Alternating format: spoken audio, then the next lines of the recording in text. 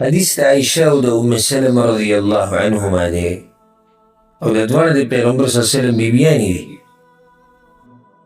وایي چې ان النبي صلی الله علیه وسلم کان یصبح جنوبا من جماع. وایي پیغمبر صلی الله علیه وسلم باندې به کله ناکله سحر په دې حال کې راوختو چې هغه به د جنابت په حالات کې او جنابت کې به ولي من جماع ځکه چې د بیبیانو سره به یې کوروالی کړی و. ثم یغتسل ویصوم وبه یې لامبل او روژه به یې نیولې وه. متفق علیه د حدیث په صحیح بخاري صحیح مسلم کې. امام مسلم پکې دا زیادت راوړی دی په حدیث ام سلمه کې ولایت دی او د دې په ځای به بیا قضا نه راوړه.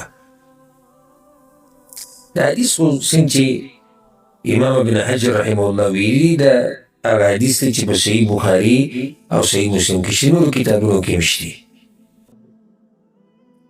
وی پیغمبر صلی الله علیه وسلم باندې بس سحر په داسې حال کې راغی چې هغه به د څه په حالت کې و؟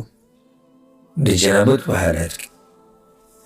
او جنوب چاته ویلی کېږي چې په چا باندې غسل لازم شوی د کوروالي د لاسه یا د منۍ د وتو د لاسه، که هغه د احتلام په طریقې سره یا په لاس ویستي یا که په هر څه باندې.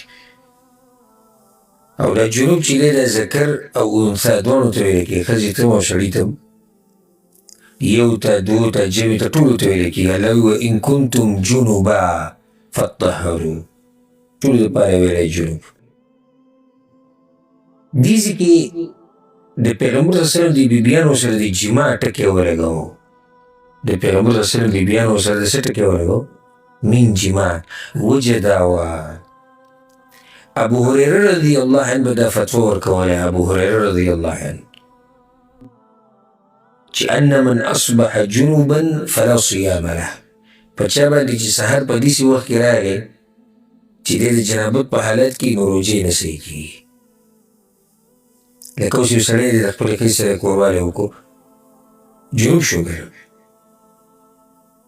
په باندې 4 بجې دي او په ده باندې اذان شو، سحر راوخت او دی د جنابت په حالت کې. د ابو هریره رضی الله عنه د فتوې مطابق د ده روژې نه کېږي. نو بیا هغه ته چا دا خبره وکړه چې عایشه او ام سلمه رضی الله عنهما هغوی خو دا خبره کوي، هغوی خو داسې وایي چې پیغمبر صلی الله علیه وسلم باندې به دا حالات راتلو او هغه به روژې نیولې وه.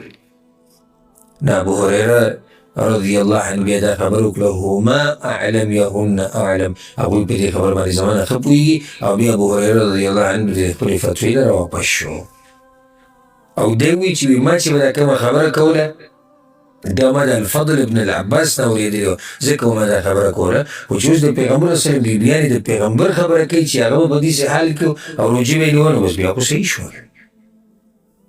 بیا خو د هغوی خبره واضحه دلیل دی ځکه چې د پیغمبر صلی الله علیه وسلم سره کور کې دننه په روایت کې اوس حدیث راځي چې کان رسول الله صلی الله علیه وسلم یصبح جنوبا مني، زما د لاسه به یعنې پیغمبر صلی الله علیه وسلم بیبي زما د لاسه یعنې زما سره به یې کوروالی کوي. جنوبا من جماع من غیر احتلام، یعنې احتلام د لاسه نه، د جنابت به د څه د لاسه و؟ دا به کوروالی د لاسه. بعض علماو دا خبره ذکر کړې ده پیغمبرانو باندې احتلام نه راځي، دې چې ویده د شیطان د طرف نه او الله د پیغمبرانو حفاظت کړی. نو پیغمبر چې د جنابت په حالت کې نو د کوروالي د لاسه به وي. بنیادي مسله خو واضحه ده کومه چې تاسو واورېده، هغه دا د دې دپاره د حدیث راوړی دی چې یو سړی د جنابت په حالت کې